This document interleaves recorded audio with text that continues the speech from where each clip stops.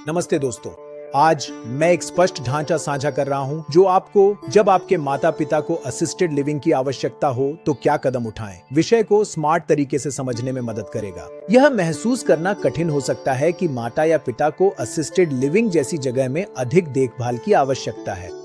जैसे हमारे माता पिता ने जरूरत पड़ने पर हमें सुरक्षित रखा, वैसे ही एक समय आता है जब हमें अपने माता पिता को वही प्यार लौटाना होता है। जब आपके माता पिता को असिस्टेड लिविंग की आवश्यकता हो तो उठाए जाने वाले अगले कदमों के बारे में और जानें। जब आपके माता पिता को असिस्टेड लिविंग की आवश्यकता हो तो उठाने के लिए 6 कदम। हम में से कुछ लोग कुछ समय के लिए अपने घर में ही अपने माता पिता या बुजुर्ग प्रियजनों की देखभाल करेंगे, लेकिन यह सभी परिवारों के लिए हमेशा संभव नहीं होता या बच्चों या माता पिता द्वारा हमेशा नहीं चाहा जाता।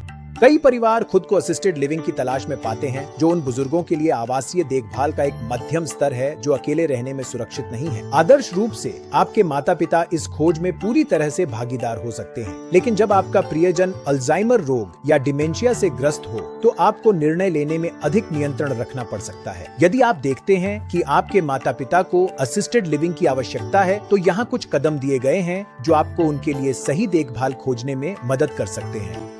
1. निर्धारित करें कि आप कितना खर्च कर सकते हैं, चाहे पसंद हो या न हो। पैसा कई परिवारों की खोज में एक महत्वपूर्ण कारक होने वाला है। देखें कि आपका परिवार मासिक आधार पर कितना खर्च कर सकता है। हमारा वित्तीय नियोजन मार्गदर्शिका पृष्ठ एक सहायक संदर्भ हो सकता है। देखभाल के भुगतान के रचनात्मक तरीकों पर विचार करें, जैसे सामाजिक सुरक्षा या पूर्व सैनिकों के लाभ। कुछ परिवारों को कठिन विकल्पों पर विचार करना पड़ सकता है, जैसे वयस्क बच्चों से संसाधन जुटाना, पुश्तैनी घर बेचना या जीवन बीमा पॉलिसी भुनाना।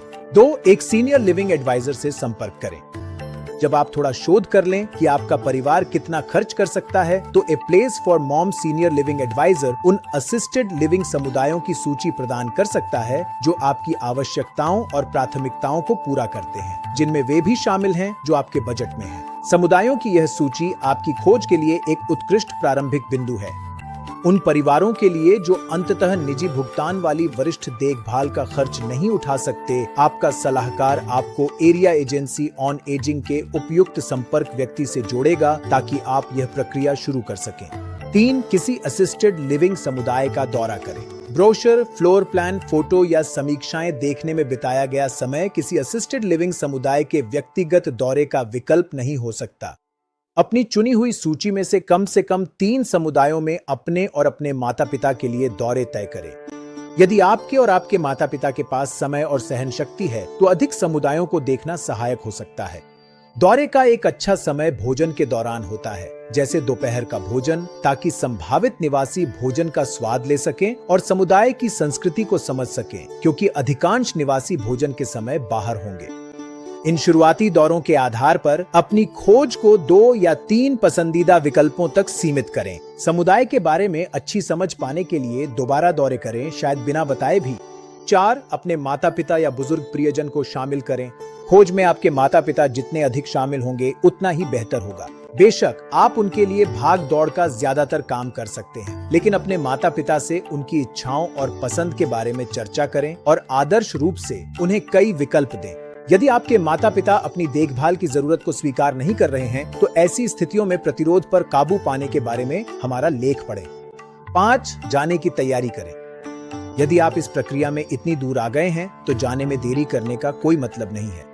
जब माता पिता को देखभाल की जरूरत हो तो टाल मटोल करना जोखिम भरा होता है, क्योंकि देरी से ऐसी दुर्घटनाएं और चिकित्सा समस्याएं हो सकती हैं जिनसे बचा जा सकता था। स्थानांतरण के लिए हमारे 6 सर्वाइवल टिप्स लेख में महत्वपूर्ण जानकारी है। 6. निर्णय लेने के लिए मिलकर काम करें। चाहे आपके माता पिता खुद कम्युनिटी चुन रहे हों, यह सुनिश्चित करने की कोशिश करें कि आपके परिवार में हर कोई उस चुनाव के बारे में अच्छा महसूस करे।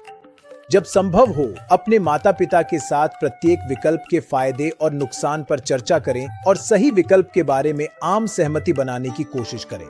एक और समझदारी भरा कदम senior-advisor.com पर सीनियर कम्युनिटीज की समीक्षाएं पढ़ना है, जो आपको एक सूचित और आश्वस्त निर्णय लेने में भी मदद कर सकता है। अंत में आप अपने राज्य की लाइसेंसिंग एजेंसी के साथ उस असिस्टेड लिविंग कम्युनिटी की पृष्ठभूमि की भी जांच कर सकते हैं जिस पर आप विचार कर रहे हैं, जो असिस्टेड लिविंग की निगरानी करती है। अपने बुजुर्ग माता पिता के लिए असिस्टेड लिविंग कम्युनिटी की तलाश में आपको किन कठिनाइयों का सामना करना पड़ा है? अपनी कहानियां हमारे साथ नीचे कमेंट्स में साझा करें। अंत तक देखने के लिए धन्यवाद। मेरा लक्ष्य इसे आपके लिए सरल बनाना था। यदि इससे मदद मिली हो तो इसे किसी ऐसे व्यक्ति को जरूर भेजें जिसे इसकी जरूरत हो सकती है। किसी भी अन्य प्रश्न के लिए बेझिझक मुझसे mehra_vivek@yahoo.com पर संपर्क करें।